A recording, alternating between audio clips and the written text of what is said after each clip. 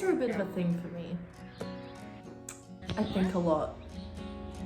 Especially at this time of your life, I think a year is so huge. I've just turned 20 and I've been looking back and what I've learned and how I've changed. And I know that I don't know everything. I know that there's so much more to learn. I know that at 21 I may unlearn some of the things that I've said here, but this is everything that I feel I've learned in the last year.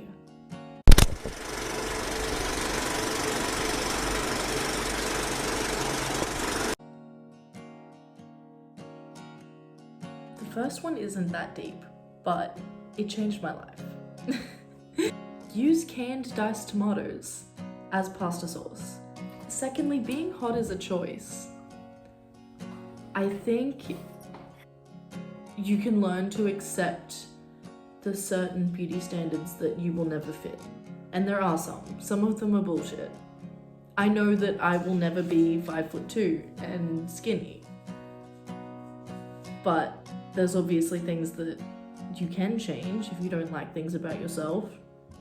I think if you can learn to love the things that you can't change and change the things that you can or want to, if you deem it's worth it, then you'll end up a lot happier.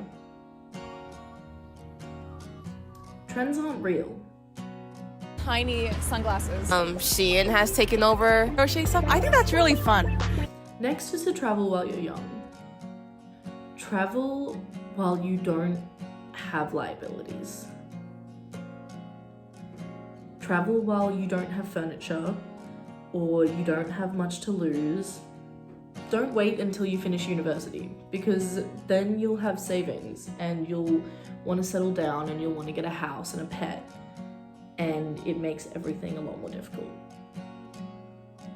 Travel while you're young. Invest everything. Invest over saving. Because savings are great, but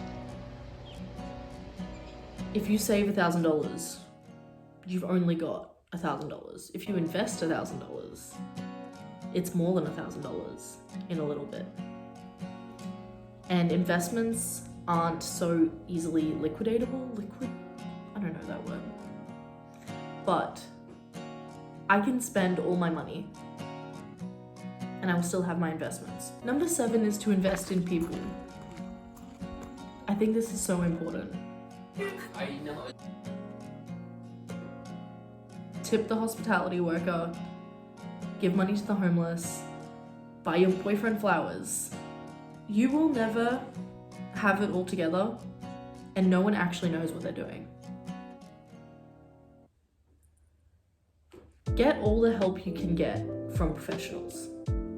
If I was rich, I would have a therapist and a personal trainer and an accountant, maybe a cleaner. Maybe not a cleaner. I think I can do that myself. But do you know what I mean? Like, there are people that have spent their lives studying these things, and you're not expected to know everything. We're not taught in school how to be our own therapist. Therapy is fucking important, and you'll gain a lot from it. Having an accountant is a good idea, because, you know, high school level education is the very, very basics of life. Use these professionals to help you get ahead. Because, you know, you can't be hard on yourself for not knowing what someone who's done 8 years of university knows. Number 10 is that you don't owe your employer anything. They pay you, you do your job, you go home. You stay there if they're paying you overtime. If not, fuck it. You can quit. There is no repercussions. I worked at Hungry Jack's for over a year. I went home crying every day.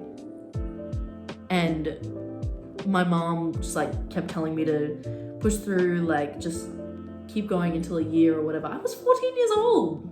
I didn't need that job.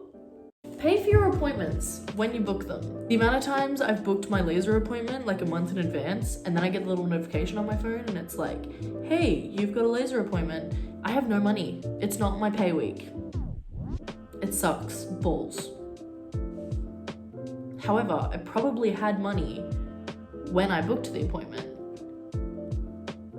Pay for your appointments when you book them. It's so smart. Don't let your passport expire. It's actually a pain in the ass to renew, and it's expensive. I let mine expire over COVID because I wasn't traveling. You've got like 10 years, and it's very difficult to keep track of sometimes. You will be prepared for whatever you want to do, or whatever is thrown your way.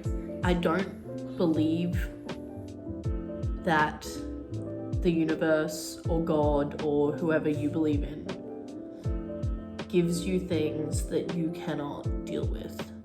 I was not prepared to deal with grief at 18 years old.